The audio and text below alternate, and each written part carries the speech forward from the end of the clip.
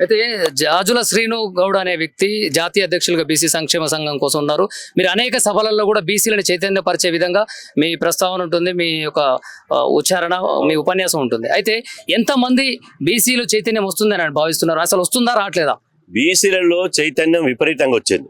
నేనేదో మాటలు చెప్పడం, ముఖస్థుతి కోసం చెప్పడం కాదు.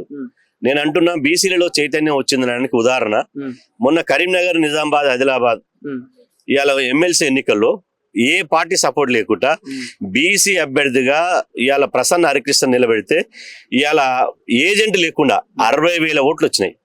అగ్రవర్ణాలు వందల వేల కోట్ల రూపాయలు పంపించిన వాళ్ళని నైతికంగా ఓటించి వాళ్ళని చెమటలు గారేలా చేసి నైతికంగా విజయం సాధించడం. అదేవిధంగా టీచర్ ఎమ్మెల్సీలో 5,000 ఓట్లు వచ్చినాయి స్వతంత్రంగా. మాకు పార్టీ లేదు, జెండా లేదు, సర్పంచ్ లేడు, వార్డు మెంబర్ లేడు. జాతీయ పార్టీలకు చెమటలు పుట్టించడం ఇది కాదా బీసీ చైతన్యం? ఇవాళ నేను అడుగుతున్నా, రాజకీయ పార్టీలు ఎక్కడ బీసీకి ఇస్తే అక్కడ ఇలా గెలుస్తున్నారు. ఇవాళ బీసీ వాదమే లేకపోతే, తెలంగాణ రాష్ట్రంలో బీసీ వాదమే లేకపోతే మొదటిసారిగా గాంధీ భవన్ చరిత్రలో ఒక్క రెడ్డి లేకుండా 5 ఎమ్మెల్సీలుగా బీసీలకు అవకాశం వచ్చింది. ఇవాళ కాంగ్రెస్ నుంచి ఒక్క రెడ్డి లేడు, టీఆర్ఎస్ నుంచి ఒక్క రెడ్డి లేడు, ఈవెన్ సిపిఐ పార్టీ నుంచి కూడా ఒక రెడ్డి లేడు. కమ్యూనిస్టు, బీఆర్ఎస్, అదేవిధంగా కాంగ్రెస్ 5 ఎమ్మెల్సీలు ఉంటే 5 బీసీ, ఎస్సీ, ఎస్టీలకే ఇచ్చారు. అదేవిధంగా మంత్రివర్గ విస్తరణలో రెండోసారి మంత్రివర్గ విస్తరణ జరిగితే రంగారెడ్డిలో ఉన్న రెడ్డి అవుట్ అయిపోయాడు, నల్గొండలో ఉన్న రెడ్డి అవుట్ అయిపోయాడు, నిజామాబాద్లో ఉన్న రెడ్డి అవుట్ అయిపోయాడు, ఇంకొక రెడ్డి అవుట్ అయిపోయాడు. ఇలా 3 మంత్రి పదవులు ఇస్తే ఒక బీసీ, 2 ఎస్సీ, ఎస్టీకి ఇచ్చారు. ఒక్క రెడ్డి లేకుండా రెండోసారి మంత్రివర్గ విస్తరణ జరిగింది.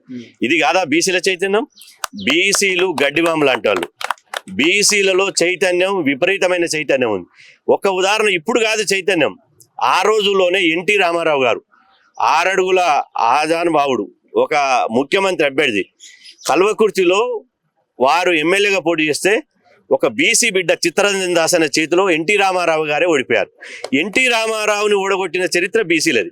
అట్లాంటి బీసీల చరిత్ర ఉంది. కానీ అగ్రకులాలు వాళ్ళ దగ్గర ఉన్నటువంటి డబ్బు, వాళ్ళ దగ్గర ఉన్నటువంటి అక్రమ ఆస్తులతోటి బీసీలో వస్తున్నటువంటి చైతన్యాన్ని చిన్నాభిన్నం చేసి లిక్కర్ బాటిల ద్వారా, బిర్యానీ పొట్లాల ద్వారా, ఇలా పచ్చ నోట్ల ద్వారా ఈ బీసీల చైతన్యాన్ని ఇలా విచ్ఛిన్నం చేయాల్సి వస్తుంది. కానీ మీ ఆటలు సాగవు.